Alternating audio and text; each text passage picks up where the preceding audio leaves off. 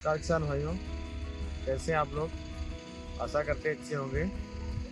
मैं अविनाश अयोध्या से farmer the journalist के यूट्यूब चैनल पर आप सभी का हार्दिक स्वागत करता हूँ। किसान भाइयों, आप देख सकते हैं जो हमारे पीछे फसल लगी हुई है, ये लेंटिल है। इसको हिंदी में मसूर कहते हैं। आप जानते हैं ये एक दलहनी फसल है। इसमें भरपूर मात्रा में प्रोटीन पाई जाती है। किसान भाइयों, ये एक दलहनी फसल होने के साथ साथ प्रोटीन का बहुत अच्छा स्रोत भी है। तो जितने भी दाल वाली फसलें होती हैं उसमें प्रोटीन तो पाई जाती है, लेकिन जहाँ तक इसमें है कि इसमें सर्वाधिक मात्रा में प्रोटीन पाई जाती है। लगभग 25% प्रोटीन इसमें होती है। लेकिन देखा क्या जाता है कि इस समय इंडिया में दालों की बहुत कमी पाई जाती है, क्योंकि दाल वाली जो फसल होती है उसको बोने के बाद अधिक मात्रा में केयर न करने की वजह से उसमें खरपतवार की मात्रा अधिक हो जाने से उत्पादन में बहुत कमी हो जाती है, क्योंकि सही से उसकी देख रेख नहीं होती है, तो उत्पादन में उसमें बहुत कमी देखी गई है। तो आज हमारी विशेष चर्चा इसी पे होगी कि मसूर की फसल में किस प्रकार से हम खरपतवार को नियंत्रित कर सकते हैं। सामान्य तौर पर किसान भाइयों, किसी भी फसल में खरपतवार नियंत्रण करने के लिए दो तरीके होते हैं। पहला तरीका आप है उसको हैंड वीडिंग से, जिसको कहते हैं कि खुरपी की सहायता से आप खरपतवार को निकाल लीजिए। इससे आपका कास्ट भी कम लगेगा और प्रदूषण भी नहीं होगा और आपको हार्म भी नहीं पहुंचाएगा, पौधा भी आपका स्वस्थ रहेगा। लेकिन थोड़ा टाइम लगता है, इसमें ही इसका डिसएडवांटेज है। और दूसरी बात होती है कि आप कोई केमिकल लेकर के या हर्बिसाइड हो उसको आप डाल दीजिए और उसमें अपने खरपतवार का नियंत्रण कर दीजिए। तो हमारी जो मसूर की फसल हुई है उसमें हम देख सकते हैं, आप लेबल लगा करके इसमें हम हैंड वीडिंग करवा रहे हैं। देख सकते हैं इसमें एक तरफ से पूरी किस तरह से घास जो है, इसमें कितनी बड़ी बड़ी घासें हैं।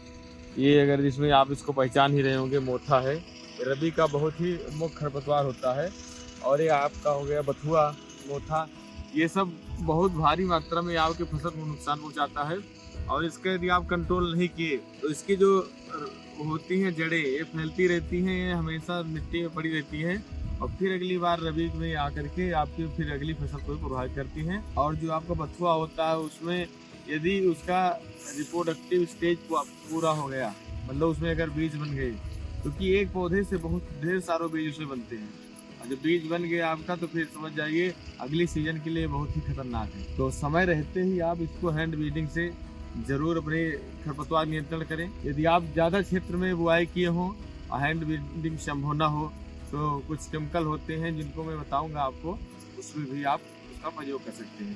क्योंकि आप देख रहे हैं हमारी जो मसूर की फसल है काफ़ी मतलब अपने बढ़वार पे है, लेकिन इसमें इतने बड़े बड़े होने की वजह से खरपतवार इसका कंपटीशन बहुत बढ़ जा रहा है। तो इसके लिए आप एक आता है क्विजोल्फाप होता है, एक आपका हर्बिसाइड है, उसका 700 ml आप 1 हेक्टेयर में प्रयोग करके अपने फसल के जो होता है खरपतवार को नियंत्रित कर सकते हैं। यदि उससे भी ना हो, जैसे आपकी में अगर चौड़ी पत्ती का कोई खरपतवार दिखे, के लिए आप 2,4-D का प्रयोग कर सकते हैं, या जो आपकी एक आती है क्लोरपाइरीफास, इसके लिए भी आप प्रयोग कर सकते हैं। मतलब कई इससे केमिकल हैं जिससे आप कर सकते हैं, लेकिन मैं तो ये सलाह दूंगा कि केमिकल से आप बच करके हैंड वीडिंग का ज़्यादा सहारा लीजिए। दूसरी बात है, आपको बता दूं कि जब इसकी बुआई की 30 से 35 या 40 दिन पहुंच जाता है इसका समय, तो उस समय बहुत बड़ा कंपटीशन होता है खरपतवार से। तो उस समय खरपतवार नियंत्रण करने का बहुत उचित समय होता है और उसी समय आप खरपतवार नियंत्रण कर दीजिए और उसके बाद में अपने